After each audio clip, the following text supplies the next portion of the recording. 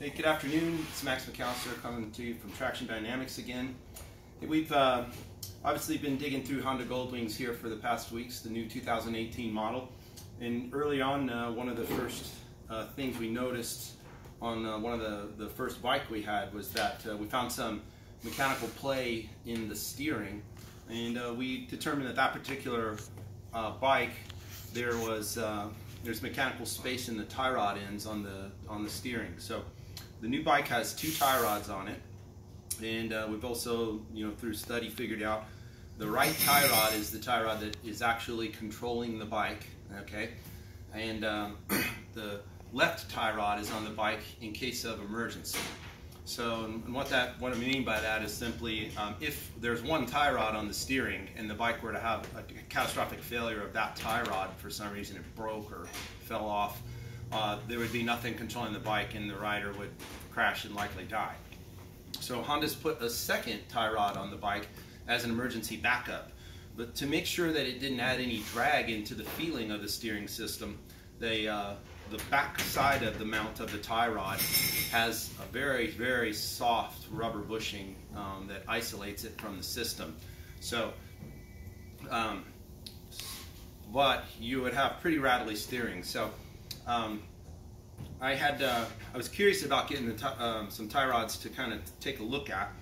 The left tie rod, just simply we pulled the back one out of that rubber mount, and I never went any further for some reason. But the back rod, is just a bolt and it comes out. Most tie rod ends have some sort of taper to them, so that as the nut is tightened, it draws a taper up in and forces like a press fit, so that even if the nut fell off, it would still ought to be pretty solidly engaged, and it helps make sure they don't develop any play over time. So it made sense that Honda had put a threaded tie rod in and not a tapered one on that back place, because it's passing through a rubber isolation joint.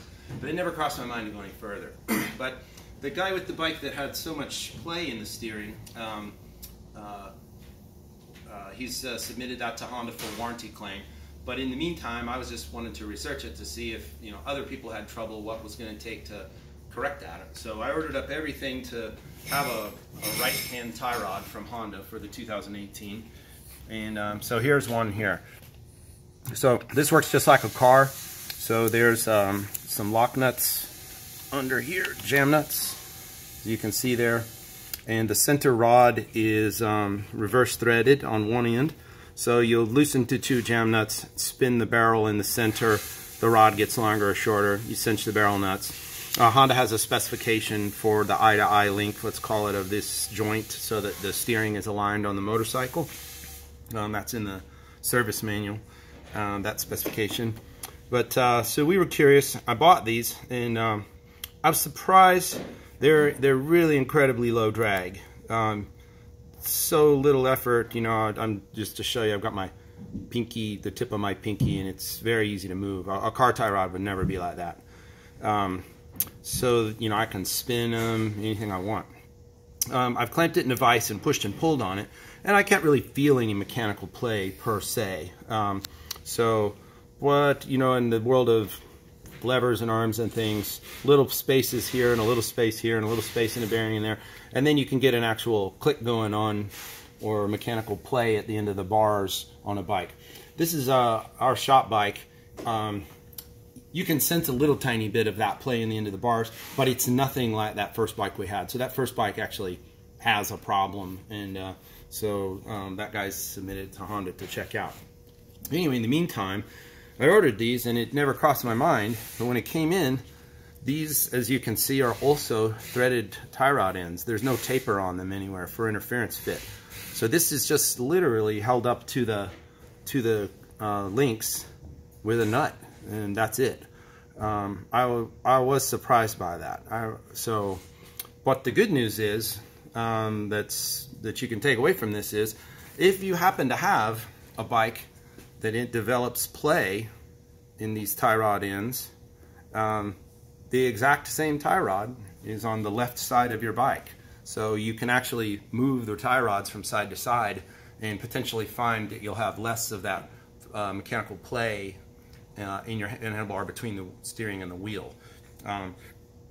Also, if these wear out over time, it'll actually be really easy to replace.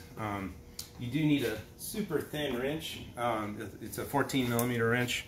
A lot of people, motorcycle mechanics, save these Honda toolkit 14 millimeter wrenches and grind them real flat, so it works for little jobs just like this.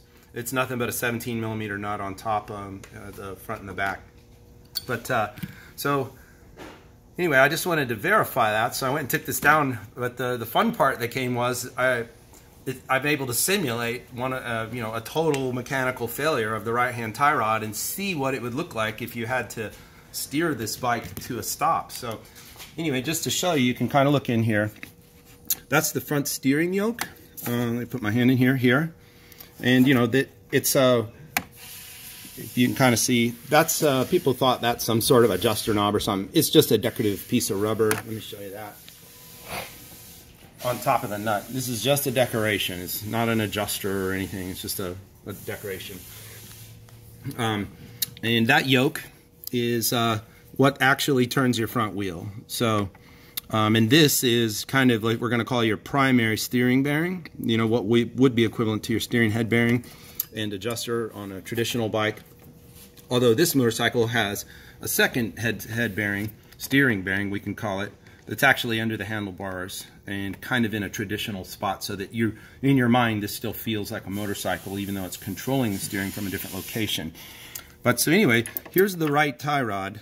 Right tie rod disconnected from the bike. So you can kind of see I've got it dropped down here. It's not connected anymore. Now, so let's pretend that happened to you. Not that it really could or would, because the nuts are locking nuts. It would take something crazy for this nut to back off, to be honest. It would be, you know, beyond imagination. So no safety concern there to speak of. You know, the safety concern, which was smart for Honda, is what if this thing just broke somehow? The center rod broke, or one of these shafts broke off, you know, threads broke off, something like that. So that's why they added the second rod. But so here, come around this side. So in the back, you know, I had another video, if you kind of look under the handlebar there, like we had showed you how this tie rod is in a very soft rubber isolator. You can just grab it and move the whole tie rod around. But anyway, with the right tie rod disconnected here, kind of get a shot from just up high, kind of step back a little bit. So this is this is how much play there would be before you had, you know, if there was a total failure of the right steering rod. And there's that isolator. It does let you keep control of the front wheel, but it would be a very eye-opening experience to stop the bike. But you would be able to maintain control of it. So, but in the meantime, like I just thought it'd be cool to point out, if you happen to feel or develop some of the little tiny end play, like, you know, that's in one of the two bikes that we've had, you actually can just swap the tie rods. The parts are identical from left to right, and the left one may have tighter tie rod ends that will take away some of that mechanical slop. And you know, the other good news is if this ever does turn out to be a problem, it will be very easy to replace these parts. Like, you know, drive in, drive out. It's no big deal. And the tie rod ends weren't a ton of money either if you ever had to replace them. But I'm assuming that if those wear, it would be a Honda warranty item.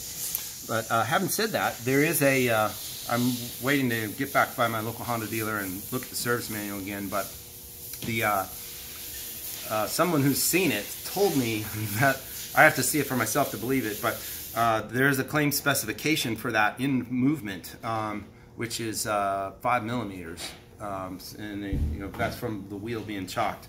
So 5 millimeters is basically 1/4 of an inch, just less than 1/4 of an inch.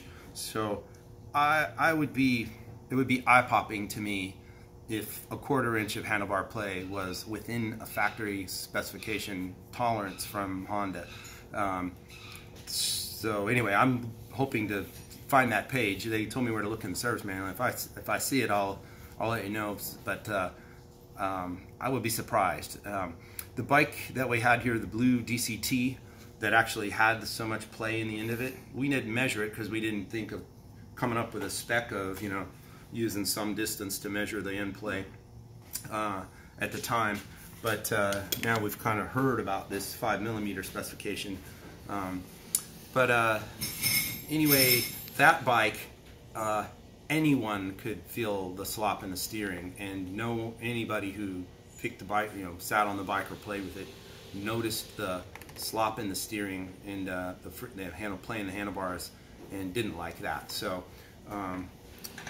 and again, I don't know if it was just bad luck for that guy, or his bike had about 375 miles on it. This bike still only has, you know, a handful of miles on it, so it's quite tight. But anyway, so here I've got my, you know, foot against here I'll pin the wheel between my legs. That's what the handlebars would move like if you ever had your right tie rod break catastrophically. The bike would not wobble. Some people think that there's a wobble. The wheel self-aligns. In fact, without steering, the bike would just go straight. It would self-align and ride straight if you didn't have any means of turning the bike, of initiating a turn. It would line up straight and just keep going straight until you hit something or were able to slow down and stop. You would obviously have still control of your brakes and such. But anyway, Honda did this to make absolutely sure that there was no way that you would not have steering of the motorcycle no matter what broke. So it's pretty good. You know, do the same thing with airplanes. They call redundancy. You know, lots of things that do the same job in case one fails. So that was a smart play on Honda's part. So as these bikes get more miles on them, we'll start learning if these tie rod ends develop more in play over time or not, and if they become more of a nuisance. So hopefully they don't, and hopefully that one bike was an anomaly. So anyway, let's see. That's all I can think of on this little topic, but I thought it was cool that you could know you had if you ever did have it, you'd have a parts department on your bike you could draw a rod from and put, you know, swap from side to side. So anyway, so I'm Max. I got some more videos coming up soon. Keep an eye out for my YouTube channel, and which I've got a bunch of these videos going on. So look forward to talking to you and bringing you more news and cool things we find with the new Honda Goldwing.